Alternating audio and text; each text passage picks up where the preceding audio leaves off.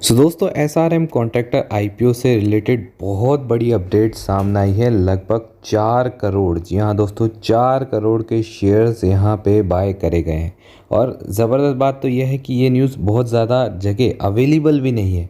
तो बहुत ज़रूरी है ये चीज़ें आपका जानना। यदि आपने मेरी कल वाली वीडियो देखी होगी तो डेफिनेटली आप लोगों को बहुत हेल्प हुई होगी। और जो इस वीडियो में बताया था वो एग्जैक्ट सही होता हुआ देखने को मिला, क्योंकि आज फिर से इस एसआरएम आईपीओ में लग चुका है अपर सर्किट। और यहाँ साफ साफ बताया था कि सेम आईपीओ को भी पहले भी जो बिज़नेस सेम था उससे ऐसे ही फंसाया गया था। आप लोगों को बेचने की गलती नहीं करनी। सो इस वीडियो में अब हम आगे फर्दर चीज़ों के ऊपर कवर करेंगे, आज के दिन का लाइव स्टेटस जानेंगे। और काफ़ी लोग ऐसे भी हैं जिन्हें रिफ़ंड से रिलेटेड प्रॉब्लम आ रही है, तो अब उनके ऊपर भी हम बात करेंगे क्या करना है। उसी के साथ साथ कुछ लोगों के काफ़ी सवाल आ रहे थे कि क्या शेयर सर अब शेयर्स बाय कर सकते हैं, ये जिन्होंने बाय करा है क्या उन्हें अब बेचना चाहिए या फिर होल्ड करना चाहिए, कितने इसके टारगेट हो सकते हैं वगैरह वगैरह। तो दोस्तों बहुत सारी चीज़ें आप लोगों को देखने को मिलेगी। सो मेक श्योर वीडियो में अंत तक ज़रूर बने रहिएगा। दोस्तों यदि बात करें आज के दिन लाइव स्टेटस का, तो अगेन इसमें लग चुका है 5% का अपर सर्किट। यदि आप बीच में जिन लोगों ने कोशिश करी होगी शायद उनके शेयर्स यहाँ पे एग्जीक्यूट हो सकते हैं बाइंग के। बाकी यदि आप अभी मुझसे पूछे कि क्या सर अभी बाय कर सकते हैं, मेरे हिसाब से ऑर्डर आपके नहीं लगेंगे, क्योंकि स्टॉक में लग चुका है अपर सर्किट। इसके पीछे डेफिनेटली कुछ ना कुछ तो रीज़न होगा। कल की वीडियो ज़रूर देख लीजिएगा, उसमें बहुत सारी चीज़ें बहुत डिटेल में कवर करी। आज जो नई चीज़ें हैं उसके बारे में हम बात करेंगे। दोस्तों सबसे पहले तो मैं सबसे बड़ी न्यूज़ आपको बता देता हूँ कि आज क्यों एक तरह से अपर सर्किट हुआ है। उसके पीछे एकमात्र ये भी रीज़न है, आप देख सकते हैं एसआरएम कॉन्ट्रैक्टर आईपीओ में ही कल के दिन ही 3 अप्रैल के दिन ही Mansi share and stock advisory ने लगभग आप देख सकते हैं 2 लाख क्वांटिटी यहाँ पे बाय करी है एट अ प्राइस ऑफ 215।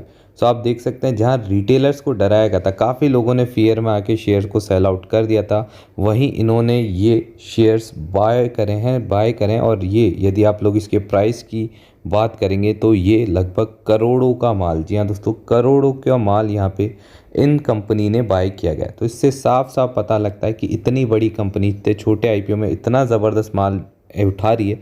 इसका कुछ ना कुछ तो इंडिकेशन है ही। दोस्तों यदि आप मुझसे एग्जैक्ट फिगर पूछे तो आप लोग देख सकते हैं 4 करोड़ 30 लाख का यहाँ पे इन्वेस्टमेंट किया गया है इस कंपनी के द्वारा इस आईपीओ में। जब लोगों को डरा के माल लोगों ने जब बेचा तो इस कंपनी ने बहुत आसानी से इतना ज़बरदस्त क्वांटिटी में यहाँ पे शेयर्स बाय कर लिए। चलिए दोस्तों अब हम ऑफिशियली एनएससी की वेबसाइट से इसका अभी जो लाइव स्टेटस है वो जानने की कोशिश करते हैं। तो आप लोग देख सकते हैं एनएससी का ही ये डेटा है एसआरएम कॉन्ट्रैक्टर आईपीओ की यदि बात की जाए।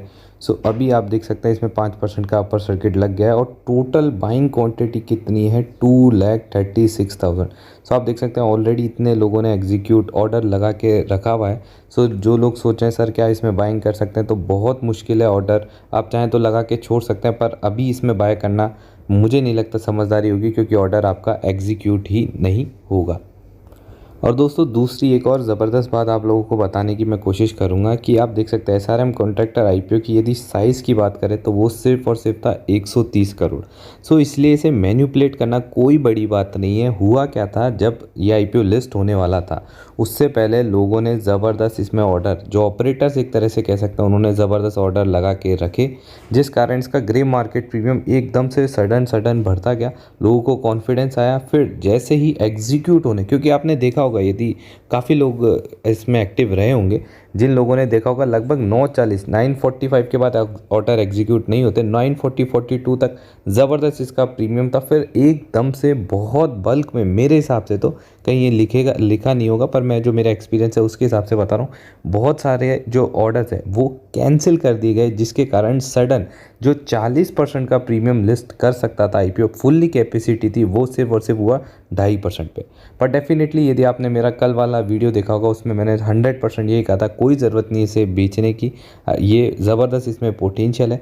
अब बात करें उन लोगों की जिन्हें आईपीओ अलॉट हो चुका है, उन्हें क्या करना है। दोस्तों मैंने कल भी यही कहा था कि होल्ड करें, और अभी भी यही कहूँगा कि होल्ड करके ही रखें, क्योंकि इस आईपीओ में इतना तो पोटेंशियल है कि लगभग 30 से 40% का रिटर्न तो ये आपका जनरेट करके दे सकता है। अब देखिए इस आईपीओ का जो ड्रॉबैक है वो यही है, इसका साइज़ बहुत छोटा साइज़ है, तो इसे ईजिली मैनिपुलेट किया जा सकता है। यदि आपका पेशेंस लेवल है, यदि आप होल्डिंग पीरियड इसे दे सकते हैं। सो मेरे हिसाब से लॉन्ग टर्म में इसे होल्ड करने में कोई दिक्कत नहीं है। हो सकता है अभी अपर सर्किट पे अपर सर्किट लग रहे हैं, थोड़े टाइम बाद फिर आपकी फीलिंग सेंटीमेंट से खेला जाए, इसमें लोअर सर्किट लगा दें और फिर आप पैनिक में आ जाए। तो मैं ये कहूँगा यदि आप लोग बहुत टाइम दे सकते हैं, लगभग 1 साल के आसपास का समय, तो मुझे लगता है ये अच्छा खासा रिटर्न, मेरे हिसाब से तो 40% रिटर्न तो इसे देना ही चाहिए अपने जो इशू प्राइस था। सो जो लोग टारगेट के लिए पूछ रहे हैं तो आप दोस्तों 35 से 40% तो रखिए, कम से कम ये रिटर्न आपको जनरेट करके दे सकता है। सो अब दोनों के बारे में बात होगी, जो आईपीओ बाय करना चाहते हैं और जिन्हें ऑलरेडी आईपीओ अलॉट हुआ है। तो यदि उन्होंने कल का भी वीडियो देखा होगा तो आज 5 से 10% के रिटर्न उनके और जनरेट हो गए। पीस आउट दोस्तों, अब सॉल्व हो गए। तीसरा डाउट है लोगों का आईपीओ में जिन्हें अलॉट नहीं हुआ उनका रिफंड को लेके। सो आप देख सकते हैं इसमें जो रिफंड का टाइम है वो 2 अप्रैल है। तो मेरे हिसाब से आप आज मोस्टली लोगों का रिफंड आ जाना चाहिए। वैसे तो 90% लोगों का रिफंड आ गया, फिर भी कई कमेंट्स देखे थे कुछ लोगों के रिफंड नहीं आया। सो दोस्तों मोस्टली ये प्रॉब्लम होती है जो अभी नए ब्रोकर आए हैं, जैसे कि ग्रो ऐप हो गया, एंजल वन हो गया। इसलिए मैं पर्सनली ज़ीरोधा और अपस्टॉक ये 2 ही रिकमेंड करता हूँ, ये 2 यूज़ करता हूँ। अपस्टॉक में तो अभी फ्री में भी डीमैट अकाउंट ओपन हो रहा है, तो आप चाहें तो नीचे डिस्क्रिप्शन में से इसमें अपना अकाउंट ओपन कर ले। ये इसलिए कह रहा हूँ क्योंकि ये थोड़े ट्रस्टेड ब्रोकर है, काफ़ी इनका नाम है, जिसका इनका जो रिफ़ंड प्रोसेस है उसमें अभी तक ज़्यादा दिक्कतें नहीं आई है। पर्सनली ज़ीरोधा में तो बिल्कुल ही नहीं। तो ये कहूँगा कि हो सके तो एक बार, अगर अभी आज भी अगर आपका रिफ़ंड नहीं आए तो अपने जो ब्रोकर है एक बार उससे कस्टमर केयर पे मेल नंबर होगा या फ़ोन, उससे फ़ोन करें या मेल करें, फिर रिफ़ंड का प्रोसेस आपका मेरे हिसाब से थोड़ा फास्ट हो सकता है। नहीं तो मोस्टली कई बार होता है 1-2 दिन ऊपर नीचे हो जाते हैं, सो आपका रिफ़ंड आ जाएगा। बाकी दोस्तों कमेंट सेक्शन में बता दीजिएगा, काफ़ी लोगों की हेल्प हो जाएगी। हमें यही करना है, एक दूसरे की मदद ही करनी कि आपका जो अमाउंट है वो अनब्लॉक हुआ है या नहीं, ताकि और लोगों को भी कॉन्फिडेंस आ जाए।